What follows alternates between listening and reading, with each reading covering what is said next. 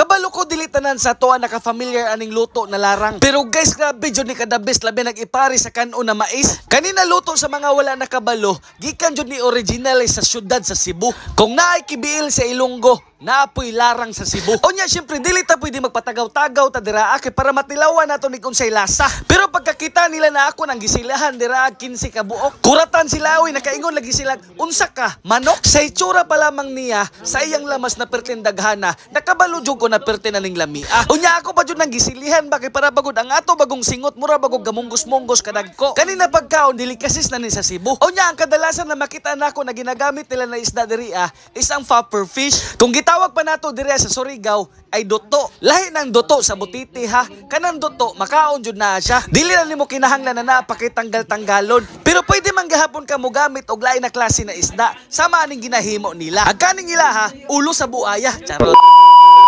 Tripping sa turumaka dyan mo ba ni napugkuan ning atong trip kay sure bola pug ko na food trip na pod ni. Pagkakita na ko sa pagkaon sa lamisa nakaingon jud ko bag, what's that? Ana po dayon si tita na, that's a larang iho?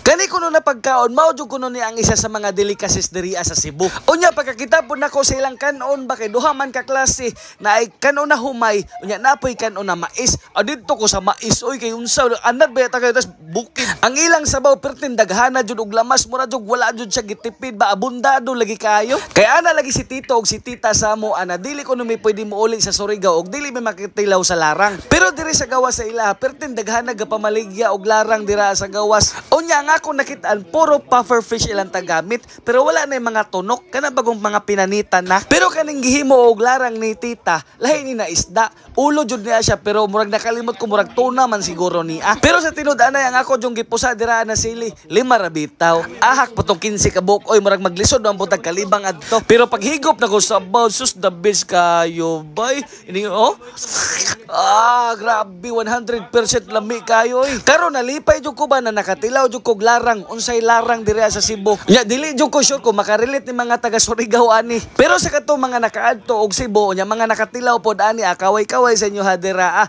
comment ra mo kung nakatilaw na mo ani. Ang lasa niya mura siya glasa bagong tinula na aslom-aslom na daghan og kamatis. Mura po siya nastunga-tunga sa tinula og sinigang pero wala siya tangkong. Walay okra, batong ang sinigang kay na may okra, batong, ingana di ba talong, kangkong. Ang kaniya ang daghan ra kamatis o katong dahon sa sibuyas. Kaya nga ako nakatilaw naman po kog kibiil sa kuan Ilonggo, sa Iloilo, sa Negros, nakatilaw na po kog kibiil kung unsa naa. Kibiil kay gitawag man na nilag kadyos, baboy og langka. Mao po to ilang delicacies didto Mao na kung naay larang sa Cebu, napoy kibiil sa Negros o Iloilo. Unya basig mangutana mo ngano nakatilaw man ka mga pagkauna. Syempre, Jamais the Explorer bayata. Dili man tatagaw sa lugar mao nang kabalotas mga batasas tao.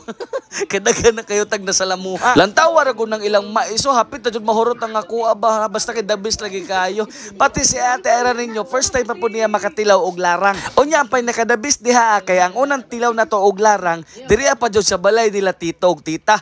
Makabalo jud ka na limpyo na pagkahimo ba. Wala man ko gaingon na hugaw ng mga baligya sa gawas. Syempre diri makabalo man jud ka kay syempre binisita baya. Bisan kita siguro or kamo kun namoy bisita syempre imo baya jud ang amping-ampingan sa paghiwa kanang limpyo jud na pagkatrabaho kay binisita na pagkatrabaho ba. Unya ang isa pod sa pinakadabis dira kay ulo jud ang ilang gigamit paborito jud nako na kaning labi bagog ka ng mga taba-taba bagod sa mga kilid-kilid sa bukog. Nya imo nang sup-sup-supon na sos labi na ka ng mata na ginuota 100% jud sa ako ana sulit jud gyud na bay. Bisag unsa pa na ng mga isda basta ka ng mga dagko gani bisag unsa pa na luto adobo halang-halang na lami kayo na. Unya kaniya pod timing po kayo ang ilang gilarang kay ulo jud sa kanang dako na isda. Basta kay hubsan lagi sabaw og humigop. Sumurad to. Bye bye love you. Muha muha.